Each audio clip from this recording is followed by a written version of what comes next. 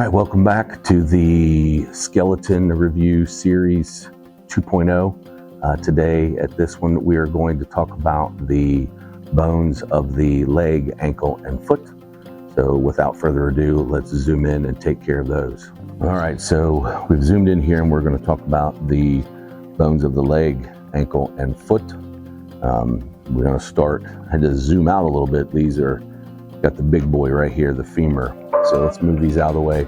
We'll start with the femur. I'm going to flip it so we can start on the top. Okay, first let's talk about right or left. The head of the femur always has to be to the medial, to the middle of the body. So we know that the body will be in relationship to the femur. The pelvis is going to be right here. And then we look down here at the bottom, we know the kneecap or the patella is going to fit right here. So we look at the back and we see this deep depression right here. We know that that has to be to the back. So if we know this is to the posterior and the head has to be to the medial, then this is a left femur. And if we look at it, orient it this way to the camera, pelvis is here, and then this groove is to the back. So this is called the intracondylar fossa. It goes to the back. This is to the medial, so this is a left. The head is to the medial, so this is a left femur. All right, so let's talk about the important parts of this large bone. I've already mentioned it, but I'll go over it again. The large rounded ball of this ball and socket joint is the head of the femur, and right here is the neck. It attaches it to the body of the bone. This very large process is unique to the femur. This is called the greater trochanter, and the small one down here that I had my thumb on is the lesser trochanter. So again, we are head, neck, greater trochanter, lesser trochanter. And then we come down here to the bottom, okay? We have the smooth articular surfaces are the condyles. So the head is to the medial. Let me put it down here on camera. Head is to the medial. So that means this condyle is going to be the medial condyle for your knee joint. And this one is the lateral condyle. And then this depression in between, because it is intermediate or in between those two condyles, is going to be known as the intracondylar fossa because it is intermediate to the two condyles. And then the epicondyles are, again, a roughened surface found above condyles. Epi means on top of or above. So this bump on this side of the femur, because this is the lateral condyle, this bump is the lateral epicondyle.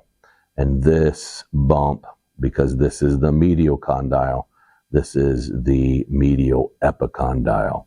So again, medial epicondyle, medial condyle, lateral condyle, lateral epicondyle, and intracondylar fossa. Okay, that is the femur. And we have already talked about the patella. There are no processes that you have to know on the patella for this test. You just have to know patella is patella, and it's the kneecap. Pretty easy. It's going to be right there. All right, next we'll go to the tibia. And remember, it is tibia, not tibula. All right, it is the bigger bone of the lower leg, but the shorter name.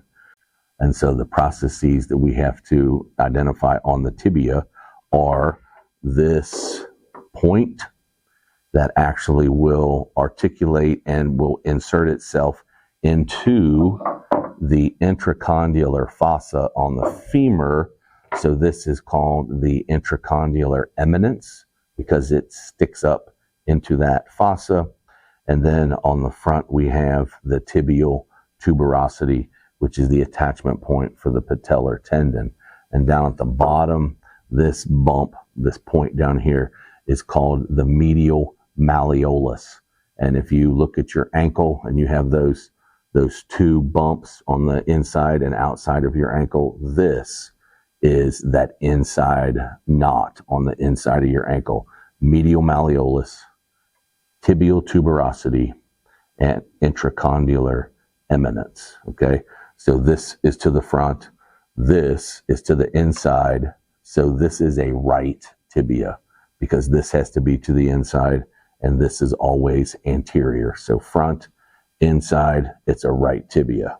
Then we go to fibula, and it is the smaller bone with the larger name, and it has only two things that you have to know, and that is which is the top and which is the bottom. So this end that is more rounded and has that point on it there, this is the top. So this is going to be the head of the fibula, and this end is more flattened, kind of more of a butter knife flattened shape to it. So this is the outside bump of your ankle, and that's the lateral malleolus. All right, and that's the bottom or the distal end of this bone.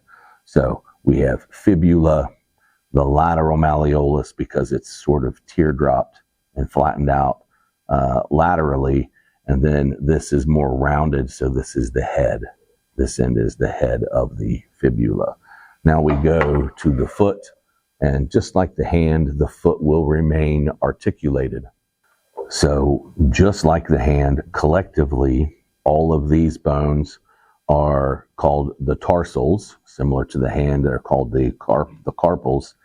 And then since these are all tarsals, these are the metatarsals, and then these bones in the toes will be the phalanges, just like they are in the fingers. And just like they are in the fingers, your big toe, which would be, your foot's version of your thumb, only has two phalanges, and all of the other toes have three. So your big toe is only going to be proximal and distal phalange, whereas all your other toes will have a proximal, a distal, and an intermediate phalange. Now let's talk about the individual names of the bones of the foot. Okay, this bone here at the very top that's going to articulate with the distal end of the tibia, this is called the talus. Remember, they both start with T's, so tibia and talus. This is the talus. The heel bone is the calcaneus, and then the bone right in front of talus is known as the navicular. Okay, then we come all the way down here, and we have this one bone that articulates with the metatarsals of two toes, and this is the cuboid. Just like the hamate in the hand has two bones that articulate with it, the cuboid has two toes that will articulate with it. And then these three are known as the cuneiforms. The one that is to the inside is going to be the medial cuneiform. Of the three, the one that is furthest to the outside is the lateral cuneiform, and naturally the one that's in between those is the intermediate cuneiform. So again, we go talus, calcaneus, navicular, cuboid, medial cuneiform, lateral cuneiform, and intermediate cuneiform. Metatarsals and phalanges, proximal, distal, and your intermediate. All right.